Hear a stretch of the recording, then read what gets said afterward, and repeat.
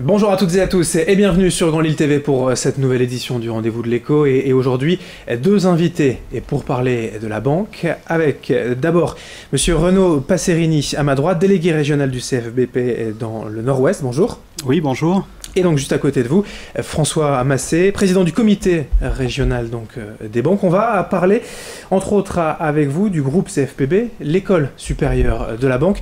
D'abord la parole pour vous Monsieur Passerini, en deux mots, nous présenter ce groupe CFPB. Alors en deux mots, ça va être un peu synthétique. Donc le CFPB, c'est effectivement l'école supérieure de la banque. Sa mission depuis plus de 80 ans est d'accompagner les entreprises du secteur dans la formation de leurs collaborateurs. Et c'est un accompagnement qui est complet, puisqu'on s'occupe d'une part de l'intégration professionnelle avec de l'alternance, mais aussi de la formation continue avec la montée en compétences des collaborateurs tout au long de leur vie. C'est pour de jeunes étudiants souhaitant devenir banquier ou c'est aussi pour des personnes déjà installées qui veulent se former de nouveau ? Pour les deux, c'est-à-dire que l'intégration professionnelle se fait pour de jeunes étudiants qui veulent effectivement devenir banquiers, et ensuite pour les salariés de banque, depuis de très nombreuses années, l'industrie bancaire attache une forte importance à former ses collaborateurs. Oui, Monsieur Massé, c'est un outil, ce CFPB, que les banquiers, que les agences utilisent régulièrement ? Oui, d'abord parce que la formation bancaire a une tradition d'avoir toujours beaucoup investi dans la formation, c'est capital. Et nous sommes en permanence dans une obligation de résultat. Nous avons l'obligation de nous adapter à la réglementation, à la fiscalité, à la réglementation juridique et fiscale. Et donc, dans cet environnement, il faut des collaborateurs compétents et surtout toujours au bon niveau. Et donc, l'industrie bancaire a toujours beaucoup investi dans la formation. C'est entre 7 et 8% de la masse salariale, ce qui est largement au-delà du minimum légal. Et c'est surtout aussi un rôle d'ascenseur social, parce que pour nous, un collaborateur qui rentre peut avoir une grande diversité de métiers, mais il peut aussi beaucoup progresser dans son avenir professionnel.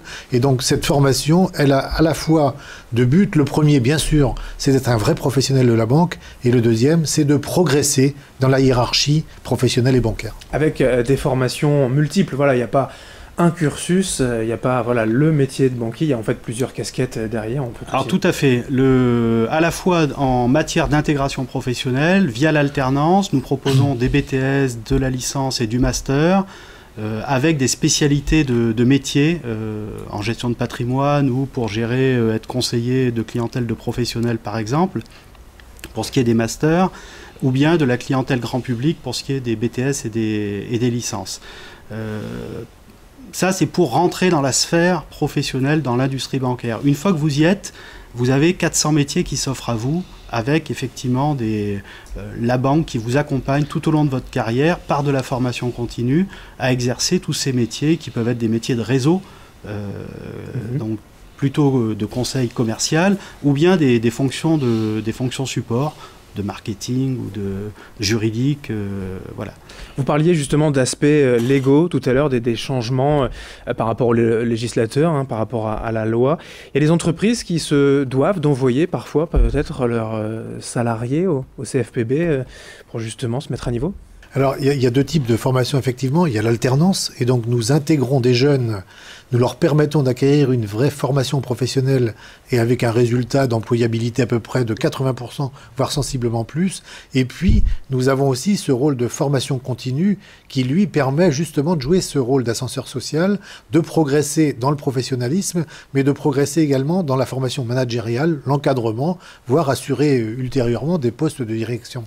Et donc, cet ensemble de formation, finalement, s'articule à la fois dans un cursus universitaire, mais aussi un cursus professionnel, puisque plus de 80% des formations sont assurées par des professionnels de la banque, des collaborateurs détachés des différents établissements qui viennent consacrer une partie de leur temps professionnel, mais aussi une partie de leur temps personnel, puisque ces formations ont très souvent lieu en fin de semaine, le vendredi et le samedi. Donc ça veut dire que quelque part, il y a un véritable investissement partagé entre l'entreprise, le ou les collaborateurs ou les collaboratrices qui ont décidé de se former. Alors vous êtes tous les deux responsables dans le secteur nord, nord-ouest en tout cas. Ici, Grand Lille TV, on va donc un petit peu s'intéresser quand même au marché ou en tout cas voilà, à l'aspect régional du secteur bancaire.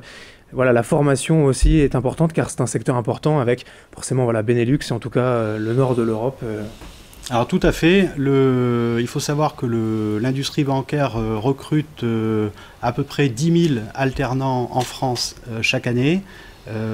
Et sur le Nord-Pas-de-Calais, par exemple, nous en avons à peu près 400 alternants donc, qui sont inscrits par les banques dans ces BTS, licence ou master, et qui, au-delà de 80%, trouvent un job à la sortie de ces études, quoi.